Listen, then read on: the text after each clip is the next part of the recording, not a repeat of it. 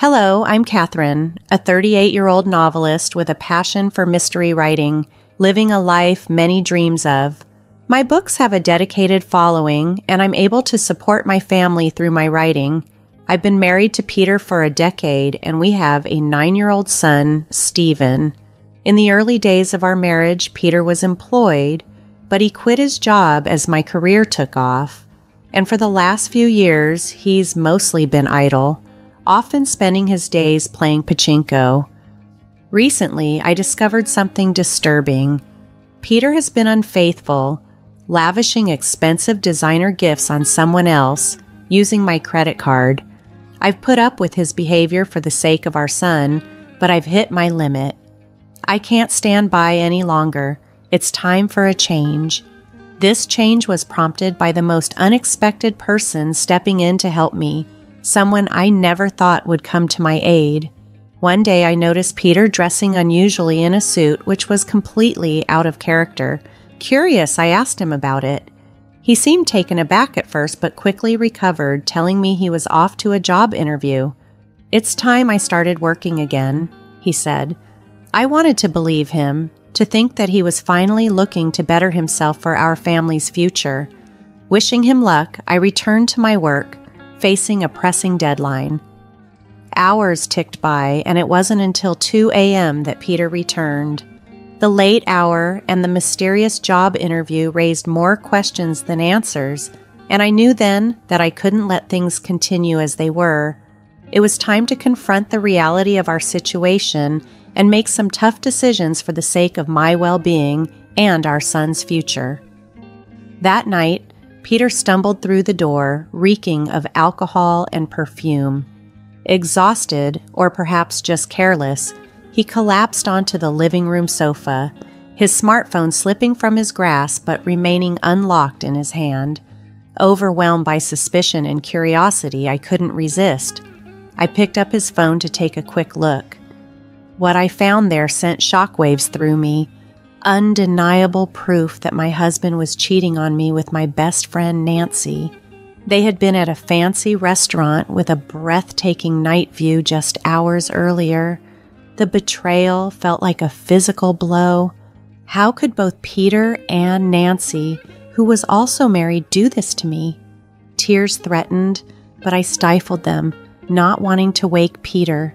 Quietly, I transferred the incriminating photos and messages to my phone. I needed to collect myself and plan my next steps carefully. The following morning, as if nothing had happened, I asked Peter about his night. "Hey, Peter, about yesterday. You said you had an interview but got home pretty late. What happened?" He looked uncomfortable, his eyes darting away as he scrambled for an excuse. "I ran into a friend after the interview and we went out for drinks," he said. When I pressed him about who the friend was, he dismissed it. "Just some guy, Catherine. Do I need to explain everything?" "Right," I said, biting back my frustration. His evasiveness confirmed my worst suspicions, but also fueled my resolve to handle the situation with as much dignity and strategy as I could muster. A month has passed since that revelation, and the weight of Peter's betrayal still hangs heavy. I haven't confronted him yet, knowing it could irreversibly fracture our family. If it were only up to me, I might have already presented him with the evidence and demanded a divorce. But with our son and the complex emotions involved, I've had to consider every step carefully, knowing that whatever I decide will change our lives forever. Despite the turmoil in my heart, the thought of separating my 9-year-old son, Stephen, from his father was unbearable. Peter's frequent outings, supposedly to clear his head or meet friends, actually provided the perfect cover for me to gather evidence of his infidelity, something I had grown increasingly suspicious of. One day, seizing an opportunity while Peter was out, I rummaged through his belongings and found a stack of receipts for women's designer items, luxuries I certainly hadn't received. None of these high-end goods were in our home, leading me to one painful conclusion.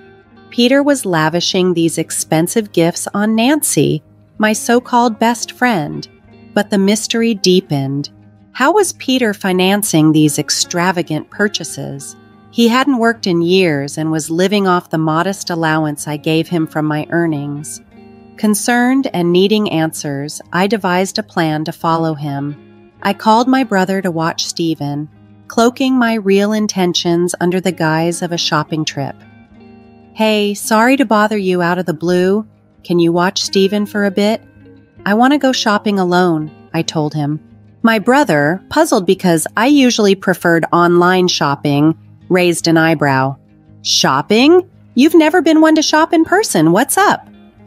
"Normally, yes, but today I need something from a store. Can you watch him for me?" I replied. He agreed, albeit with a reminder not to be gone long, as Stephen might get lonely. With my brother's help, I was free to track Peter. I spotted him downtown, arm in arm with Nancy, strolling into a high-end designer store with unsettling familiarity. Watching them together, a mix of hurt and anger surged through me. As they approached the cashier, I saw something that truly shocked me. Peter was paying with a credit card. My heart sank as I realized it was my secondary credit card, the one I usually left in an unattended drawer at home. Peter had taken it without my knowledge. The betrayal was deeper and more complex than I had imagined. Witnessing it firsthand was painful, but it armed me with the undeniable proof I needed. Now I had to decide what to do next, knowing that whatever steps I took would impact not just my life, but Stephen's as well. Over the past few months, while I was making significant purchases for my home office, including monitors, keyboards, and new furniture, I hadn't realized that Peter was exploiting this flurry of activity to cover his deceitful expenditures. Both our credit cards were linked to the same bank account, and amidst my hectic schedule, I hadn't scrutinized the statements closely enough. This oversight now haunted me as it became painfully clear. Not only was Peter unfaithful, but he was also misusing my funds to shower gifts on his mistress. Any remaining fondness I felt for my husband evaporated in the wake of this revelation. Although part of me blamed myself for not noticing earlier, I found it impossible to forgive his betrayal. I managed to snap some clear photos of Peter and Nancy together and headed home, my mind boiling with anger. In the following days, my thoughts turned to revenge. I frequently checked Peter's usual computer, knowing he left it unlocked and easily accessible. When he wasn't around, digging into his communications with Nancy. Soon enough, I discovered their plans for a romantic getaway to Kagoshima over the upcoming long weekend, a 5-day escape that seemed tailor-made for my plans of retribution. However, I faced a significant dilemma: ensuring my son Stephen remained shielded from the ugly truth about his father's actions. I reached out to my brother again, hoping he could help by looking after Stephen. "Hey bro, sorry to bother you again, but could you watch Stephen for me during the upcoming long weekend?" His response, though supportive, carried a hint of concern. "You mean for all 5 days?" he asked, sounding surprised. Before I could reply, he added firmly, "Catherine, stop trying to handle everything on your own. Peter's cheating on you, isn't he?" I was taken aback by his directness. "How did you know?" I asked, my voice a mixture of shock and curiosity. "I heard it from Stephen," he revealed. Hearing my son's name in this context was a jolt. Despite his young age, Stephen had sensed something was amiss with his father. This complicated things further, as it meant that Stephen was more aware of the situation than I had hoped. Now I had to navigate not only my response to Peter's betrayal, but also how to protect my son from the emotional fallout. I hadn't realized how much Peter's actions were affecting Stephen until my brother pointed it out. Despite my efforts to shield him, Stephen had picked up on the tension and pain in our household.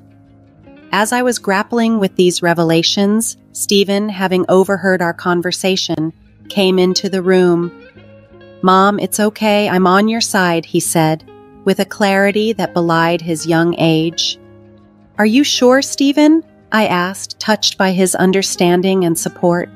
"I don't want anyone who makes Mom sad. As long as I have you, I'm okay," he replied confidently. "Thank you, Stephen. And thank you too, bro, I expressed, feeling a surge of gratitude for their support. Bolstered by the encouragement of my son and brother, I resolved to take decisive action against Peter's betrayal. We began planning our move to a new home to coincide with Peter's planned getaway with his mistress. With my brother's assistance, we discreetly packed our belongings whenever Peter was out. The night before the long weekend, as Peter buzzed with excitement for his upcoming trip, I decided it was time to confront him and perhaps give him one last chance to explain himself. "Peter, what's with the suitcase? Why are you packing?" I inquired as he shuffled things around. "Oh, this. I'm going on a trip with a friend starting tomorrow," he answered nonchalantly. "A trip? Did you mention anything about that?" "It seems like a last-minute decision," I probed, hinting at my knowledge of his misuse of the allowance I gave him. My husband's annoyance was palpable as he tried to dismiss my questions. "Don't talk to me about it anymore, Catherine," he snapped. I lowered my voice, pressing him further. "Are you going on this trip with just a friend?" My tone caused him to flinch, his shoulders tensing as he realized the depth of my awareness. His reaction confirmed my suspicions, and I knew what I had to do next for myself and Stephen. Despite his obvious deceit, Peter tried to dismiss my concerns with a lie. "You've been nagging me a lot lately, Catherine," he said, trying to justify his secretive plans as a mere trip with a friend. "Have a good time," I retorted, my voice heavy with sarcasm, as I left the room. Deep down, if Peter had been honest with me then, I might have considered resolving our issues more amicably, perhaps negotiating some alimony and child support, even despite his infidelity. After all, there was a time when he was my pillar, supporting me when my novels struggled to find readers. I didn't want to hold on to hatred or resentment towards him. However, given the extent of his deception, I couldn't just stand by for the sake of my son and my future. Ending the relationship had become inevitable. There was no merit in preserving ties with someone so repeatedly dishonest. The next morning, by the time I woke up, Peter had already left for his trip. I checked the drawer immediately and unsurprisingly found my credit card missing. I promptly called the credit card company, reported the card as lost, and blocked any further transactions. As I was handling these logistics, my son Stephen woke up and greeted me with a bright smile. "Mom, today's the day, right?" he asked eagerly. "Huh?" I was momentarily confused. "We're moving to our new home today, right?" His eyes were alight with excitement, dispelling any residual anxiety I might have felt. "That's right, Stephen. I've canceled the credit card, and now it's time for us to move on to our new home," I confirmed, feeling a mix of relief and anticipation. "Yeah, I'm excited for our new home," he exclaimed. With my brother's invaluable assistance, our move went smoothly. As we settled into our new environment, the sense of a fresh start was empowering. Stephen's enthusiasm and resilience reminded me that no matter how challenging the circumstances, a new beginning was not just possible but also filled with potential. As we settled into our new home, I felt a sense of renewal wash over Stephen and me. Meanwhile, my husband's belongings were sent off to a location he had specified, marking a clear division in our lives. That tranquility was briefly interrupted the next day while we relaxed in our new surroundings, with my brother by our side for support. My phone rang. It was Peter. "Hello, Catherine. Is that you? Could you transfer me some money? I've spent more than I planned and now I need some extra cash," he said, clearly unaware that I had frozen the credit card he usually misused. "Didn't you say you were going to stick to your allowance?" I asked, my tone sharp. "Come on, don't say that. I can't enjoy my trip if you do that," he complained. "Alone? Aren't you with Nancy?" I retorted, cutting straight to the heart of the matter. Peter seemed taken aback. "What are you talking about? Who's Nancy? What's going on with the card?" "It's pointless to play dumb. Your lies aren't working," I snapped, my patience worn thin. "It's clear you've been cheating on me with my best friend Nancy. Did you think you wouldn't get caught?" This isn't what it looks like. It's not cheating. He tried to justify himself, his voice desperate. My anger flared, fueled by his feeble attempts to deflect blame. With my brother and son within earshot, I no longer held back my fury. Stop making excuses. You have a family, yet you chose to have an affair and misuse someone else's credit card. Do you realize how low you've sunk? Catherine, let's calm down. Peter attempted to soothe the situation. Calm down? How can I stay calm when I'm speaking to the person who betrayed his family so thoughtlessly? My voice rose, an outpouring of emotions I had contained for far too long. The call ended with those unsparing words, leaving a heavy silence in the room. My brother placed a reassuring hand on my shoulder, and Stephen looked up at me, his young face a mixture of confusion and concern. This moment, painful as it was, marked the beginning of a new chapter for us, one where we could finally move forward from the deception and hurt.